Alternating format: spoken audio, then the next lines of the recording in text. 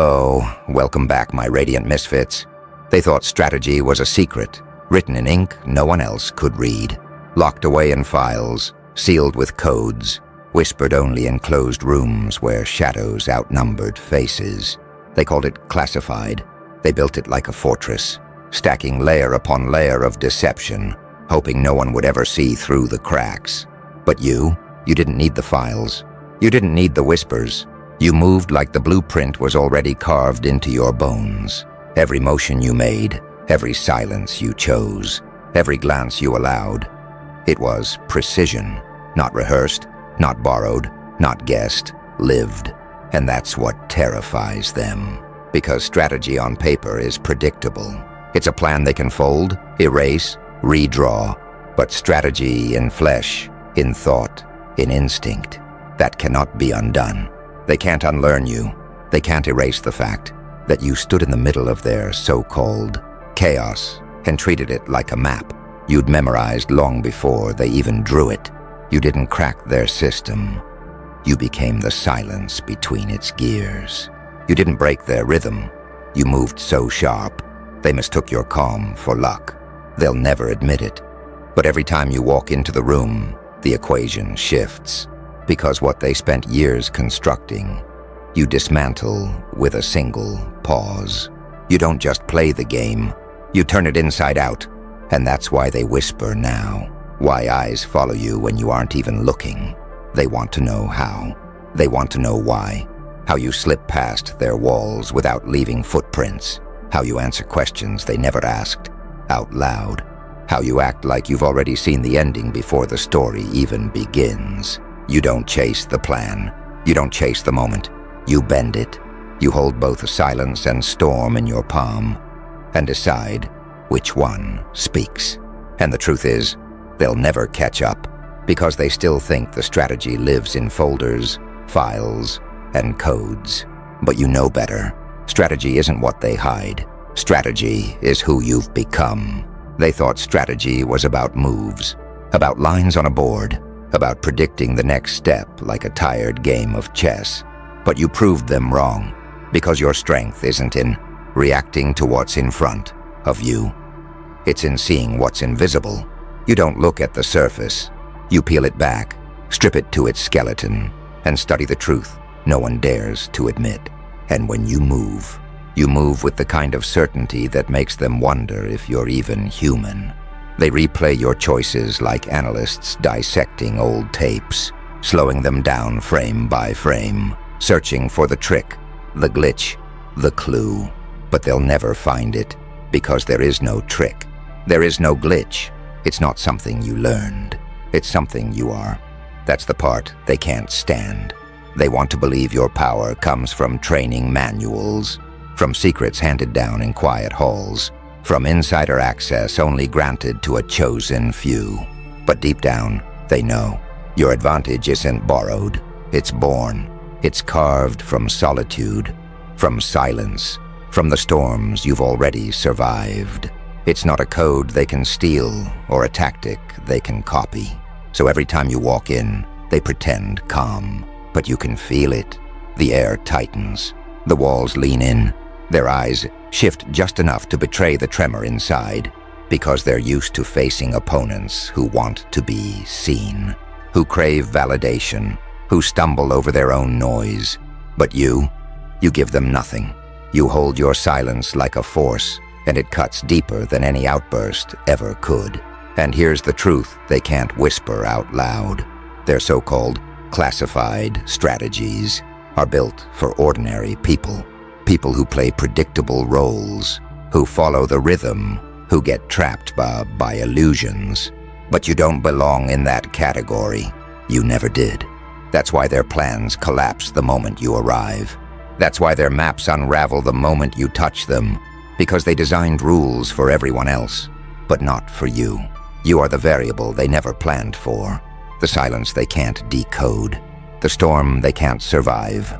They built silos, rooms behind rooms, codes wrapped in courtesy. They placed their plans on pedestals and bowed to them like scripture. They believed secrecy alone would protect them until you moved through. They're sanctuaries, as if you'd written the margins. That is the cruel math they never learned. Secrecy matters only until someone carries the grammar of consequence in their bones. You don't need a file to know how a human will fold. You read the pause between policy and panic, the tiny hitch in a practiced smile, the way guilt rearranges posture. They study manuals. You study people. Manuals predict behavior. People reveal motive. And motive is the real blueprint. When you walk into a room, you don't search for the playbook. You read the authors. You find the weak paragraph, the skipped page, the sentence they left unfinished about themselves. Then you move, not to expose, but to realign the story in a way that makes their lies useless. They hate that. Their whole universe is tidy when everyone performs to script. You are messy in the best possible way. You teach rooms not to rely on script. You show them that authority without authenticity is a brittle thing. Your presence makes paperwork impotent. The sealed envelopes mean nothing when the people who signed them tremble under your gaze, so they call you lucky. They call you trained. They call you a ghost who slipped through the locks. They will spend nights inventing origins for you that make them comfortable.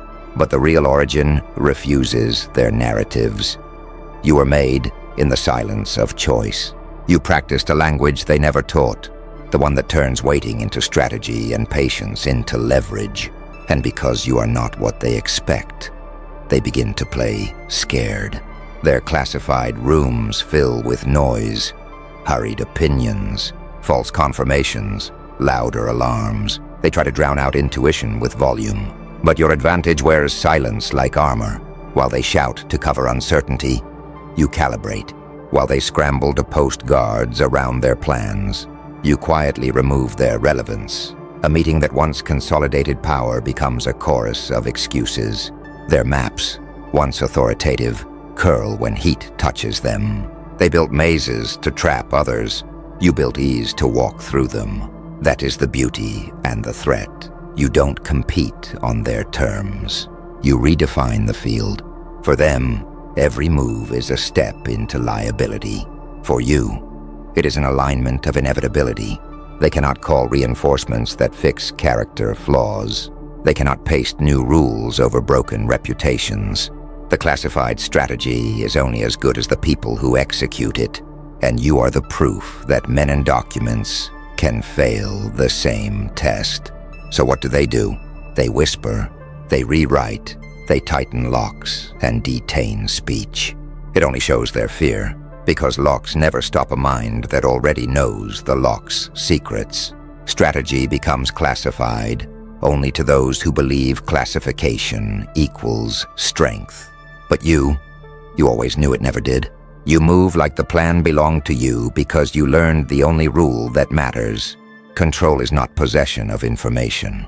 Control is possession of consequence, and when that truth settles in their bones, when they finally see the difference between paper strategy and living instinct, they look at you not with curiosity, but with a small, growing dread. Not because you will shout, not because you will reveal, but because you can. Because the decision to reveal or to restrain is yours, and they can no longer predict which hand you will use. You don't announce moves. You don't draft warnings. You let silence do the work. And silence terrifies those who worship noise. They expect battles to be loud, messy, dramatic. But you dismantle worlds with a glance, a pause, a refusal to play along. And that refusal burns deeper than confrontation ever could. Because when you don't react, they realize their carefully scripted chaos means nothing to you. Think about it. Their entire identity rests on control. Control of words, control of perception, control of outcome. But when you stand there, unshaken, they see their power slip through their fingers like smoke. The louder they speak, the more their authority fractures. The calmer you remain, the more their rooms begin to rot from the inside. They used to believe silence was weakness, that quiet meant confusion. But now they've learned silence in your hands is a verdict. You've taught them that words can be bent, twisted, dressed in illusions.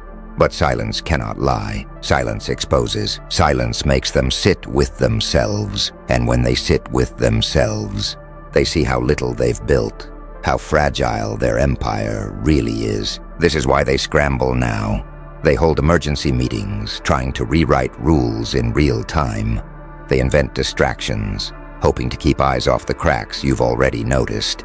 They build louder narratives, hoping noise will drown out the truth. But none of it works, because you already moved past their noise. You operate where volume doesn't matter. You hear what's underneath, the trembling voices, the unspoken fears, the desperation leaking through every word they use. And here's the part that unsettles them most. You don't need to expose them to win. You don't need to point fingers or reveal files. Your presence alone does the exposing. You hold up a mirror without lifting a hand, and the reflection does the damage for you. That's the danger they can't escape. The realization that their undoing is not in what you say, but in what they cannot hide when you're near. So they circle you now, trying to measure, trying to predict. They'll never admit it. But their questions aren't about strategy anymore. Their questions are about you. Who are you? Where did you come from? How do you know what you know? They call it paranoia, but you know it's recognition. Recognition that the rules they lived by don't apply to you. Recognition that you're not playing their game. You're rewriting the game itself. And so, every time you step into a room, it tilts. Not because you demand it, not because you announce it, but because gravity shifts in your favor. The weight of silence pulls toward you. The fragile scaffolding they built to hold their power sways, creaks, bends, and without a single word, without a single move. You remind them the classified was never safe. Not from you. They thought they could outpace you with noise. They thought a faster spin, a louder narrative, a fresher scandal would drown out what they never wanted anyone to see. So they invented distractions, headlines, conferences, urgent memos, foundation resets, anything to shift attention away from the fact that when you show up, the room rearranges itself. They call it contingency, you call it flailing, because every diversion is just evidence of a fracture they refuse to acknowledge. Paranoia used to be an accusation they lobbed at rivals. Now it's the verb they live by. They pace. They scrub their histories. They call meetings at odd hours. They send emissaries to probe and retreat with ways to patch the impression you left on the table. But all the patchwork in the world cannot mend what silence has peeled back. You didn't break their system with spectacle. You coaxed its truth out and let it reveal itself. And truth, once exposed, corrodes everything that pretended to be solid. You watch them from the margin while they invent contingencies. You watch them hand out blame like currency, assign scapegoats, and rearrange titles as emergency theater. They believe structure can replace integrity. They slap labels on failure and call it governance. But their theater is weak against the kind of pressure you bring. The pressure of someone who doesn't need applause to exist, who doesn't need a crowd to make a point. Where they build props, you bring permanence. Where they trade in statements, you trade in outcomes. It's funny, fear makes people predictable. The more frightened they are of losing a narrative, the faster they replay it, the more they repeat the same mistakes they used to hide behind. They circle old lies, as if reasserting lies would rewind reality. It never does. Reality scrolls forward, regardless of how loud their denials are. Meanwhile, your calm is a constant that rewrites context. People remember what you were like before the panic, and then they remember how different you are now. The contrast is a wound they can't dress, so they start to whisper to allies, "We need preemptive control, measures." They draft compliance, plans that try to corner the future. They push for surveillance and alignment, for loyalty checks and audits, and loyalty pledges. They think containment equals safety, but containment is for things that can be measured. You aren't a metric on a chart or a line item in a quarterly report. You are a rule change, You are an operating condition they didn't calibrate for, and that causes more fear, because they cannot fix what they cannot quantify. The more they attempt to quantify you, consultants, analysts, dossiers, the stranger their behavior becomes. They become nervous architects, redesigning corridors in a building that's already hollowed out by the silence you planted.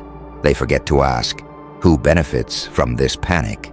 Not them, not the people who depend on consistency. Only the ones who profit from distraction thrive in chaos. You don't profit from chaos, you dissolve it. Their fear becomes contagious. Their confidences leak. Trusted allies distance themselves. In private, because association with a failing playbook feels dangerous. Friends become accountants of survival instead of allies of purpose.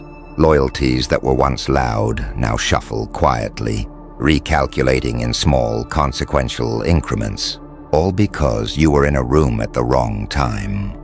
The right time for you. The worst for them. And you never accelerate. You never panic. That's the lesson. Their expedience is their downfall. They mistake speed for control when speed is only displacement. They are running to appear busy, to appear decisive, to appear indispensable. You who built strategy from silence know the difference. Speed without intention is motion without meaning. You take your time. You place a single foot, then another. The world bends around that trust in process. At night, they dream of exposure. In those dreams, your name is not shouted. It's a quiet ledger entry, an uncomfortable accounting. They awaken sweating because silence follows them into sleep now, the same silence they once mocked. It sits in their rooms like a bottle they never wanted opened. They check their phones. They clear their history. They rehearse statements. They call counsel. They try to buy distance with influence and press coverage. They fail because the only currency that matters to you is consequence, not coverage. And here's the cruelest edge of your advantage. The more they flail, the more they prove your point. Panic broadcasts their instability. Their attempted control broadcasts desperation. Each action they take to hide truth signals the existence of truth. So when they try to trap narrative with noise, they instead amplify the quiet you've established. Their scrambling becomes a landmark on the road you walk with confidence. They careen. You calibrate. They shout. You listen. They fracture. You remain. This is not violence. It's the erosion of pretense. It's the natural settling of a system once weight is applied to its truth. You didn't need a warrant to reveal the rot. You only needed to be where rot meets sunlight. When that happens, even the most loyal of their supporters begin to doubt the architecture they once defended. And the moment that doubt spreads, you no longer face a fortress. You face a crowd that has lost its reason to hold together. So let them fortify. Let them write new memos, lock doors, and schedule emergency calls. Let them hire consultants and draft policies. It doesn't change the tempo of inevitability. Strategy can be classified on paper, but life reads it differently. Life reads timing, temperament, and the quiet conviction that outlasts panic. And you are the living read. You are the timing. You are the calm that makes their measures look like panic, dressed in formal language. In the end, it all circles back to one fact they can no longer deny. Moving like you moved was never about access to secrets. It was about access to self, knowing when to breathe, when to withdraw, when to act. Classification can hide papers. Classification cannot hide a mind that knows what to value. They can scramble to categorize you, but they cannot categorize consequence. They cannot name the thing that looks like grace and cuts like precision. They can only react, and they will, for a while. Eventually, reaction thins into resignation, and when that happens, strategy is no longer theirs to wield. It becomes something you quietly own. Containment is the tactic of those who fear consequences. When you are the consequence, containment becomes absurd theater. curtains pulled around a hollow stage. They draft rules, install checkpoints, assign guardians to doorways, believing proximity equals protection. They build cages of process around the people they distrust, wrap policies like chains and call them governance. But containment only functions when the thing contained fears the cage. You do not. You are the mind that bends the cage until it becomes furniture. Watch how their containment plays out. Meetings multiply, panels convene, task forces spawn subcommittees. They trace lines on charts, like surgeons rehearsing an incision. They sign forms that look decisive to anyone who glances at them. They name budgets and allocate blame. They close ranks, email in clusters, and copy in executives like blessed incense. It's all very tidy. Neat paperwork, decisive minutes, action items. On paper, containment exists. In practice, it fractures as soon as anyone questions why they are containing. Because containment depends on consensus, and consensus cracks where doubt seeps in. Isolation is the result. Not the isolation they impose on others, but the isolation they wind up living inside. They lock doors to keep out exposure, and instead, lock out context. Allies become distant, not by choice but necessity. People are cautious about proximity because association with panic becomes a liability. Their inner circles shrink to committees of convenience. People who show up to meetings and leave the thinking to others. Those who remain do so with fear-colored eyes, speaking in clipped sentences and rehearsed rhythms. The warmth drains from the room. Where there could be ideas, there is only preservation. And in that vacuum, you thrive. You do not need to force doors open. You do not need to tear down their curtains. You wait for the isolation to do its work. You watch as they cut off the oxygen that once sustained their illusions. Friends become accountants of risk, not companions of purpose. The people they once trusted for counsel freeze into proxies who can't act without reassurance from the same cracked system. Isolation makes them smaller, not safer. It strips away adaptability and leaves only procedure, and procedure is brittle in the face of someone who moves with instinct.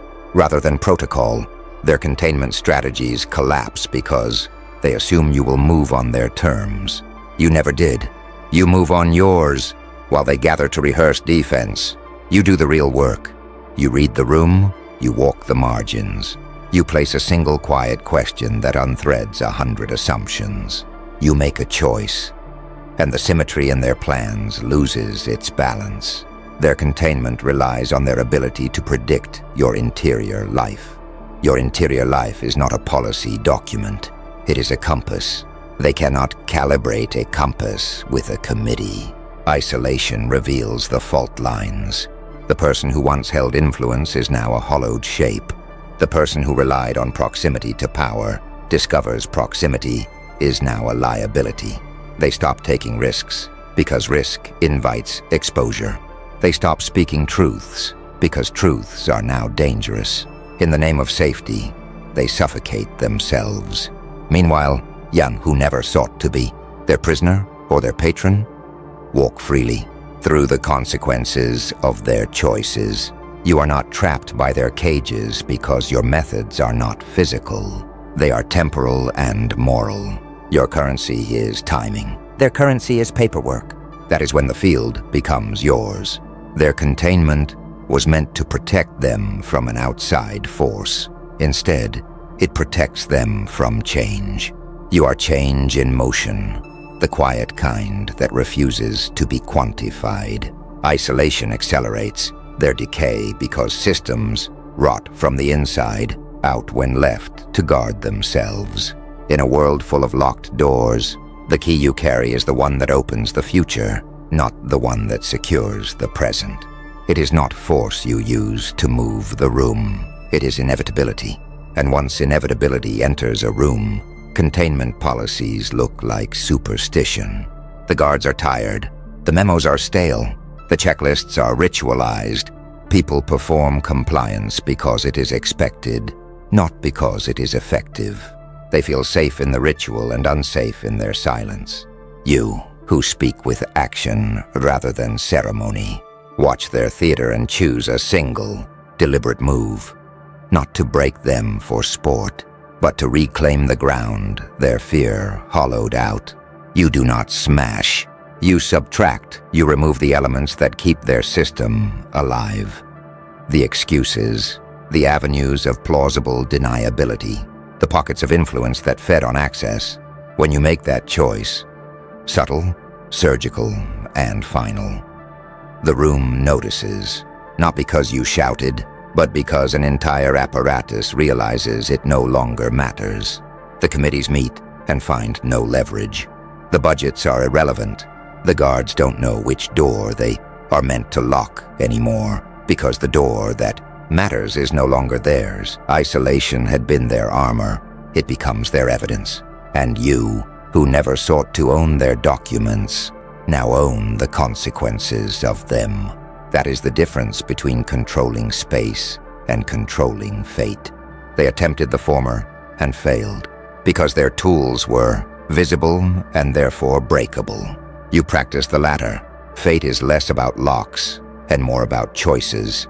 When you act, the world reassigns meaning to their paperwork. When you choose, the room recalibrates around you. Containment is a habit of the fearful. Mastery is the habit of the inevitable.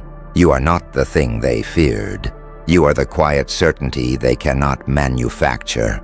So let them seal their doors and tally their lists. Let them hire consultants and rehearse scripts. In the end, isolation will point toward the one truth they can no longer avoid. When you move like you own the plan, they stop protecting their playbook and start protecting their reputation. And reputations, unlike strategy files, can be stripped in public. You make that stripping unnecessary by simply deciding to act. And when you do, containment falls away like a curtain in a theater that suddenly has no audience. There's a moment no one prepares for. The silence after the storm, when everyone is still pretending their strategies are intact. They shuffle papers, tap pens, nod at each other in forced confidence, but underneath it all, they know. They know something's shifted, something invisible but undeniable. It's the way the air feels heavier, the way the room suddenly seems smaller when you enter it, because deep down, they recognize that their walls aren't walls anymore. They're outlines. Their fortress is a sketch. Their map is ink without direction, and then it hits them. The problem isn't that they don't understand you. The problem is that they can't predict you. Prediction is the lifeline of control. They live by probability charts, risk assessments, scenarios with neat little endings, but you are the variable they never accounted for. Their math doesn't add up with you in the equation. And when math breaks, systems unravel. They stare at their own rules and realize the very structure they built has become a maze with no exit. You don't need to raise your voice. You don't need to claim space. Presence itself is your argument. You move in silence, and they hear an explosion. You glance once, and they feel interrogated. You sit still, and it feels like an ambush. That's the power of someone who doesn't compete on their board, but builds a new one entirely. You're not here to win their game. You're here to show the game was rigged, and yet still irrelevant. Their panic isn't loud. It's quiet. It leaks out in subtle ways. The nervous tapping of shoes under polished tables. The sudden pauses in conversations when your name is mentioned. The way eyes dart to each other for reassurance that never comes. They thought the storm would be obvious. Fire, chaos, breaking glass. But storms like you don't roar, they hum. They move through unnoticed until the silence is unbearable, until every wall creaks under pressure, until every ceiling feels too low to contain you. And that's when the fear sets in. Not fear of what you'll do, but fear of what they already know. That the system has expired, that the authority they hold is borrowed, that the confidence they wear is stitched out of paper. You don't even need to touch them for them to collapse. All you have to do is stand there long enough. and their own illusions will begin to peel off like wallpaper in the rain. The world calls that intimidation, but you know better. It's not intimidation, it's inevitability. You didn't force them to doubt themselves. You simply embodied the truth they've been avoiding. Truth doesn't knock politely. It stands in the room, hands behind its back, watching, waiting, and eventually, even the bravest facade starts to sweat under that gaze. This is why they whisper your name like a warning. Not because you broke their rules, but because you showed them the rules never mattered. You revealed what they feared most, that the power they cling to is conditional, but the power you carry is elemental. They can lose theirs. You cannot lose yours, because yours isn't borrowed, it's built. It doesn't live in documents or signatures. It lives in presence, in silence, in choices. So you let them scramble. You let them draft new contingencies, shuffle new maps, rewrite new instructions. You've seen this cycle before, and you know how it ends. Because no matter how many strategies they rewrite, they all leave out the same factor. You, the one who doesn't play defense, the one who doesn't need approval, the one who doesn't break doors down but makes entire buildings collapse by showing up with nothing but conviction. That's what unnerves them most. Not the chaos you bring, but the calm, the stillness that says, I don't need to prove anything. The silence that feels louder than their noise. The look that tells them, I already know the ending, and it doesn't involve you. And when the silence finally breaks, when someone in the room dares to speak, it won't be a declaration of control. It'll be a confession of fear, because by then, they'll have realized what you've known all along. Strategy isn't about maps or rules. It's about who dares to walk forward when everyone else is still drawing lines. And you've already taken that step. A table carved from polished oak. A fortress of confidence where decisions are meant to feel final. Papers stacked, pens aligned, suits straightened. They thought this room was safe, untouchable. But the moment you walked in, safety evaporated.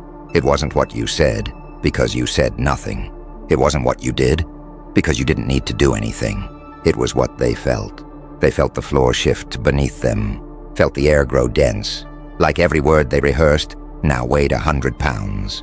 And suddenly, all that order they built began to look flimsy.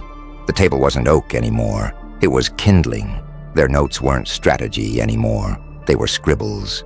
Their rules weren't law anymore. They were whispers. Someone coughed to break the tension.